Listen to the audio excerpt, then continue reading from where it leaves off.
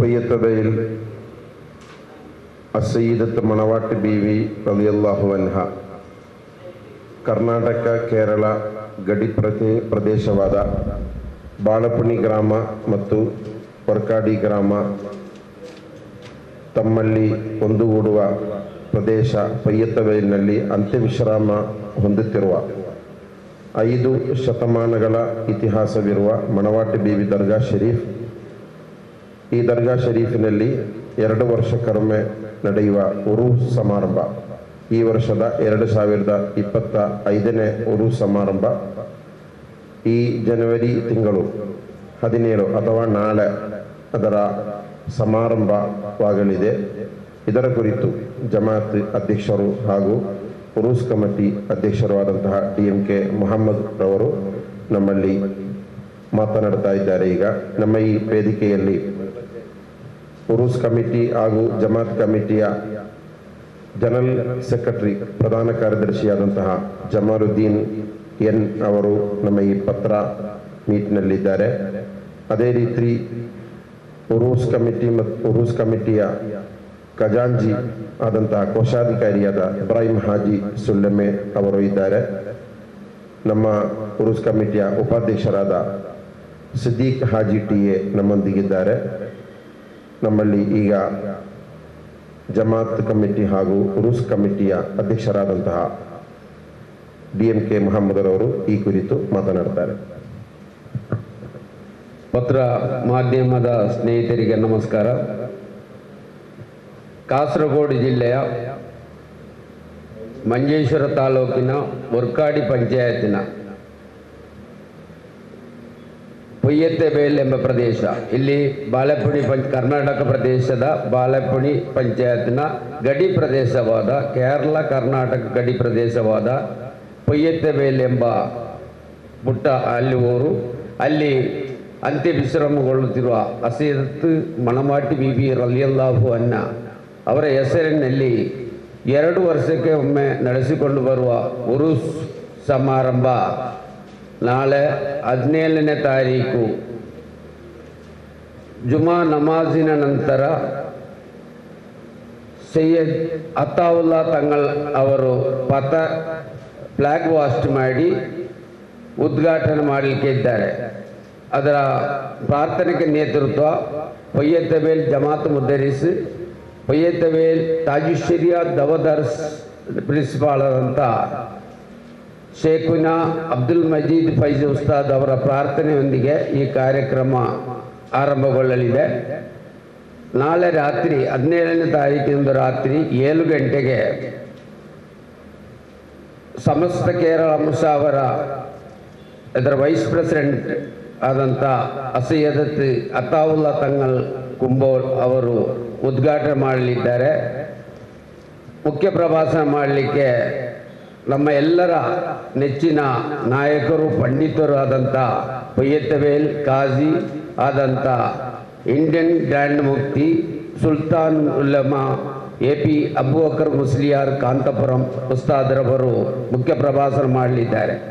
ಆ ಉದ್ಘಾಟನಾ ಸಮಾರಂಭದ ಅಧ್ಯಕ್ಷತೆಯನ್ನು ಕಾಸರಗೋಡು ಉತ್ತರ ಮೇಘಲೆ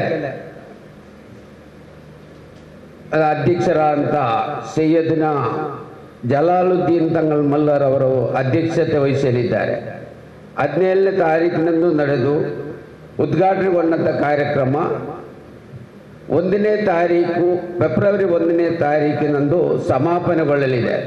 ಆ ಸಮಾಪನೆ ಉದ್ಘಾಟನೆ ಮಾಡಲಿಕ್ಕೆ ಬದ್ರುಸ್ ಸಾದಾತ್ ಸೈಯದ್ನ ಖಲೀಲ್ ತಂಗಳ್ ಕಡಲುಂಡಿ ಅವರು ಉದ್ಘಾಟನೆ ಮಾಡಲಿದ್ದಾರೆ.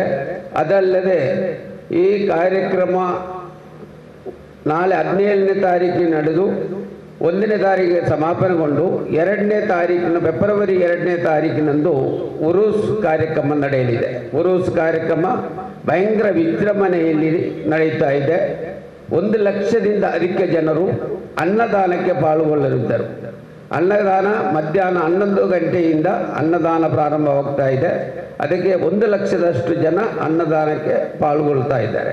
ಆದರೆ ಈ ಎಲ್ಲ ಕಾರ್ಯಕ್ರಮಕ್ಕೆ ಯಶಸ್ವಿಗೊಳಿಸಲಿಕ್ಕೆ ಪತ್ರ ಮಾಧ್ಯಮವಾದವರು ನೀವು ಎಲ್ಲರೂ ಸಹಕರಿಸಬೇಕು ಅಂತ ಕೇಳಿಕೊಳ್ತಾ, ಪೊಯ್ಯತ್ತ ಬೇಲ್ ಅಂತ ಹೇಳಿದರೆ ಒಂದು ಸೌಹಾರ್ದದ ಒಂದು ಪ್ರದೇಶವಾದ ಕೂಟತ್ತಜೆ ಉಳಾಳ್ದಿ ಅಮ್ಮನ ಕ್ಷೇತ್ರ, ಮತ್ತೊಂದು ಭಾಗದಲ್ಲಿ ಕಣಂದೂರು ಶ್ರೀ ತೋಡಕೊಕ್ಕಿನಾರ ದೇವಸ್ಥಾನದ ಕ್ಷೇತ್ರ, ಅದರ ಮಧ್ಯೆ ಪೊಯ್ಯತ್ತ ಬೇಲ್ ಮನಮಾಟಿ ಬೀಬಿ ದರ್ಗಾ ಶರೀಫ್ ಅವರ ಕ್ಷೇತ್ರ, ಈ ಮುಕ್ಕಾಂ. ಈ ಮೂರು ಕ್ಷೇತ್ರಗಳ ಮೂರು ಸೌಹಾರ್ದದ ಸ್ಥಳವಾದ ಪೊಯ್ಯತ್ತ ಬೇಲ್ ಆ ಪ್ರದೇಶದಲ್ಲಿ ಇದುವರೆಗೆ ಯಾವ ಒಂದು ಕೋಮುಗಲಭೆ ಹಾಗೂ ಅಲ್ಲಿಯ ಹಿಂದೂ ಮುಸ್ಲಿಮರು ಕ್ರಿಶ್ಚಿಯನ್ ಎಲ್ಲ ಒಂದೇ ತಾಯಿಯ ಮಕ್ಕಳಾಗಿ ಬಾಳುವ ಒಂದು ಪ್ರದೇಶದಿದ್ದರೆ ಅದು ಪೊಯ್ಯತ್ತ ಬೇಲ್ ಮಾತ್ರ. ಆಮೇಲೆ ಯಾವ ಸ್ಥಳದಲ್ಲಿ ಇಂದಿನ ಕಾಲದಲ್ಲಿ ಅಂಥ ಒಂದು ಸ್ಥಳ ಕಾಣಲಿಕ್ಕೆ ಸಾಧ್ಯ ಇಲ್ಲ ಅಂತ ಹೇಳಿದರೆ, ನೆರೆಕೆರೆ ಸುತ್ತಮುತ್ತಲು ಇರುವುದು ಹಿಂದೂ ಬಾಂಧವರು, ಆ ಮಸೀದ ಆ ದರ್ಗಾ ಶರೀಫ ಸುತ್ತಮುತ್ತಲು ಇರುವವರು ಹಿಂದೂ ಬಾಂಧವರು, ಅವರೆಲ್ಲ ಒಗ್ಗಟ್ಟಿನಿಂದ ಐಕ್ಯತೆಯಿಂದ ಬಾಳುವ ಒಂದು ಊರು ಪೊಯ್ಯತ್ತ ಬೇಲ್. ಆದ್ದರಿಂದ ಈ ಊರಿನ ನಮ್ಮ ಊರಿನ ಈ ಉರುಸು ಕಾರ್ಯಕ್ರಮಕ್ಕೆ ನೀವೆಲ್ಲರೂ ಭಾಗಿಯಾಗಬೇಕು, ಇದನ್ನು ಪತ್ರ ಮಾಧ್ಯಮದಲ್ಲಿ ಪ್ರಕಟಿಸಬೇಕು ಅಂತ ದಯವಿಟ್ಟು ನಿಮಗೆ ಕೇಳುವಂತ ನಮಸ್ಕರಿಸಲು ಮಾತನಾಡಿಸ್ತೇನೆ. ನಮಸ್ಕಾರ, ಜೈ ಭಾರತ್. ಇನ್ನು ನಿಮ್ಮ ಮುಂದೆ ಮಾತಾಡಲಿಕ್ಕೆ ನಮ್ಮ ಖತೀಬುಲ್ಲಾದರಂಥ ಪ್ರಗಲ್ಭ ಪ್ರಾಸಂಗಿಕ ಆದಂಥ ಪ್ರಸಂಗಾರ್ಥರಾದಂಥ ವಾಗ್ಮಿ ಅಬ್ದುಲ್ ಜಬ್ಬಾರ್ ಸಕಾಫಿ ಖತೀಬರು ಪೊಯ್ಯತ್ತ ಬೇಲ್ ಇವರು ನಿಮ್ಮ ಮುಂದೆ ಮಾತಾಡಲಿದ್ದಾರೆ. ನಮ್ಮ ಪೊಯ್ಯತ್ತ ಬೇಲ್ ಮಕಾಮ್ ಉರೂಸ್ ಇದರ ಕುರಿತು ಪೊಯ್ಯತ್ತ ಬೇಲ್ ಮಕಾಮ್ ಉರೂಸ್ ಇದರ ಕುರಿತು ಅಧ್ಯಕ್ಷರು ಹೇಳಿದ ಹಾಗೆ ಸರ್ವ ಧರ್ಮೀಯರ ಸೌಹಾರ್ದತೆಯ ಒಂದು ಕೇಂದ್ರವಾಗಿದೆ ಪೊಯ್ಯತ್ತ ಬೇಲ್ ದರ್ಗಾ ಶರೀಫ್. ದೈನಂದಿನ ನೂರಾರು ಕುಟುಂಬಗಳು ಅಲ್ಲಿ ಬಂದು ಹರಕ ಸಲ್ಲಿಸಿ ಅವರ ತೊಂದರೆಗಳು ಸಂಕಷ್ಟಗಳು ಹೇಳಿ ಅದಕ್ಕೆ ಪ್ರತಿಫಲ ಲಭಿಸುವಂತಹ ಒಂದು ಕೇಂದ್ರವಾಗಿದೆ. 5 ಶತಮಾನಗಳ ಪಾರಂಪರ್ಯವು ಇದಕ್ಕೆ ಇದೆ. ಅಲ್ಲಿಯ ಮಸೀದಿಯಾಗಲಿ, ಅಲ್ಲಿಯ ಇಂಗ್ಲಿಷ್ ಮೀಡಿಯಂ ಸ್ಕೂಲ್ ಆಗಲಿ, ವಿಮೆನ್ಸ್ ಶರೀಯತ್ ಕಾಲೇಜ್ ಆಗಲಿ, ದಾವಾ ದರ್ಸ್ ಆಗಲಿ, ಮದ್ರಸೆಗಳಾಗಲಿ ಎಲ್ಲವೂ ಸಹ ಮನವಾಟಿ ಬೀಬಿ ರಲಿಯಲ್ಲಾಹು ಅನ್ಹವರ ಮಕಾಮ್ ಅಲ್ಲಿ ಬಂದ ನಂತರ ಅದರ ಒಂದು ಬರಕತ್ತಿನಿಂದ ಉಂಟಾದ ಈ ಒಂದು ಜಮಾತ್ ಹಾಗೂ ಸ್ಥಾಪನೆಯಾಗಿರುತ್ತದೆ.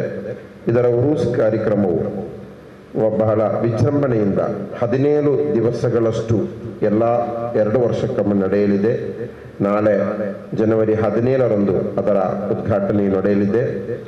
ನಮ್ಮ ಈ ಕಾರ್ಯಕ್ರಮದ ಕೇಂದ್ರ ಬಿಂದುವಾದ ಉರೂಸ್ ಕಾರ್ಯಕ್ರಮದ ಮತಪ್ರಭಾಷಣ ಅದಕ್ಕೆ ಇಂಡಿಯನ್ ಗ್ರ್ಯಾಂಡ್ ಮುಫ್ತಿಯಾದಂತಹ ಕಾಂತಪುರಂ AP ಉಸ್ತಾದರವರು ಭಾಗವಹಿಸಲಿದ್ದಾರೆ.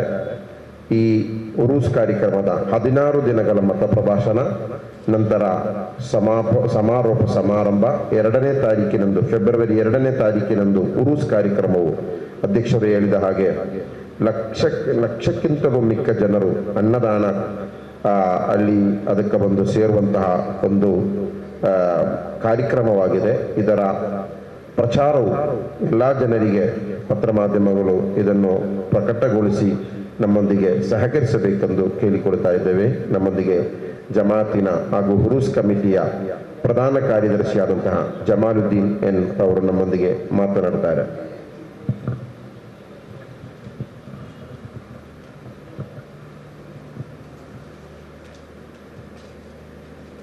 ಪ್ರಿಯ ಮಾಧ್ಯಮ ಸ್ನೇಹಿತರೆ, ಈಗಾಗಲೇ ಜಮಾತ್ ಕಮಿಟಿ ಮತ್ತು ಉರೂಸ್ ಕಮಿಟಿಯ ಅಧ್ಯಕ್ಷರು ಅದೇ ರೀತಿ ನಮ್ಮ ಖತೀಬರು ಬಹಳ ವಿವರವಾಗಿ ನಮ್ಮ ಉರೂಸ್ ಕಾರ್ಯಕ್ರಮದ ಬಗ್ಗೆ ಹೇಳಿದರು.